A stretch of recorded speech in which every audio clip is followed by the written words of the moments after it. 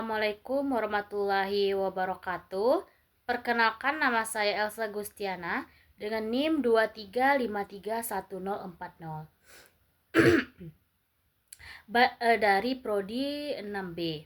Baiklah, di sini saya akan menjelaskan tugas UAS tentang materi pembelajaran akidah akhlak di madrasah dengan dosen pengampu Pak Ngadri. Di sini ada 5 soal. Baiklah, yang pertama itu pengertian, tujuan, dan ruang lingkup pembelajaran akidah di madrasah. Yang pertama itu pengertian akidah.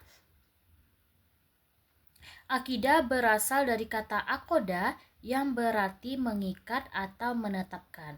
Nah, berarti akidah ini adalah proses menanamkan keyakinan kepada Allah SWT dan rukun iman. Nah, ada juga tujuannya. Yang pertama itu meningkatkan keimanan peserta didik kepada peserta didik. Yang kedua, membentuk pribadi muslim yang berakidah kuat.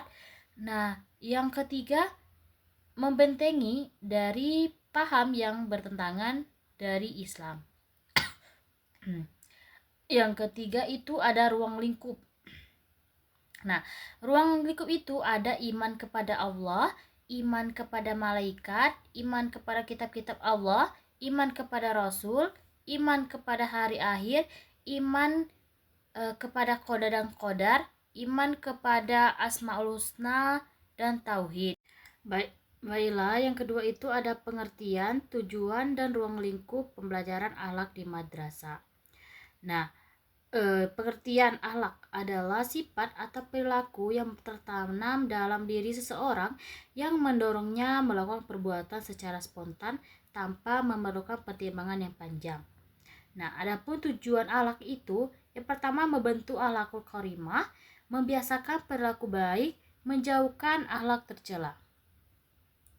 Nah, adapun ruang lingkupnya, yang pertama akhlak kepada Allah, Rasul, diri sendiri, orang tua dan guru, sesama manusia, lingkungan, akhlak terpuji dari Nah, yang ketiga itu contoh soal evaluasi pembelajaran akidah akhlak materi wudhu. Yang pertama itu kognitif.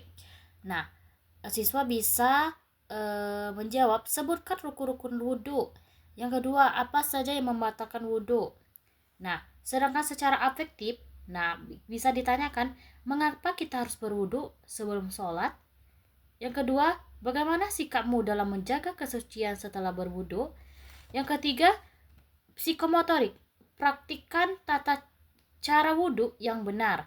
Yang kedua, peragakan cara membasuh wajah dan tangan saat wudu.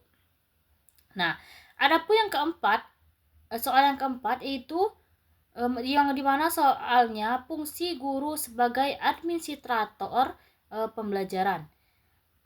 Yang pertama, menyusun perangkat pembelajaran, prota, promes, RPP atau modul ajar. Yang kedua, mengelola administrasi kelas dan kehadiran siswa. Melaksanakan mengelola penilaian, mengarsipkan dokumen pembelajaran. Yang terakhir, menyusun laporan hasil belajar siswa. Nah, soal yang terakhir atau yang kelima itu, adapun soalnya jelaskan pengertian, prinsip dan upaya objektivitas dalam evaluasi hasil belajar.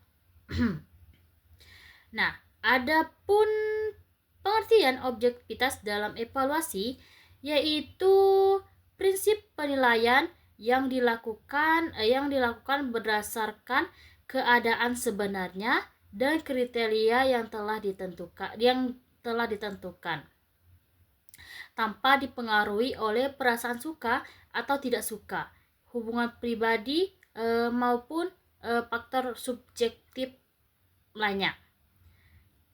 Nah, penilaian itu dilakukan secara adil dengan sesuai kemampuan siswa tanpa dipengaruhi faktor pribadi.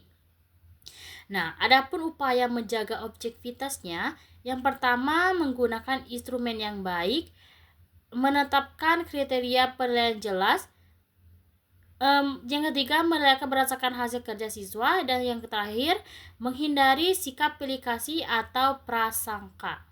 Baiklah, mungkin itu saja yang bisa saya sampaikan.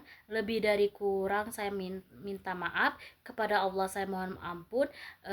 Wassalamualaikum warahmatullahi wabarakatuh.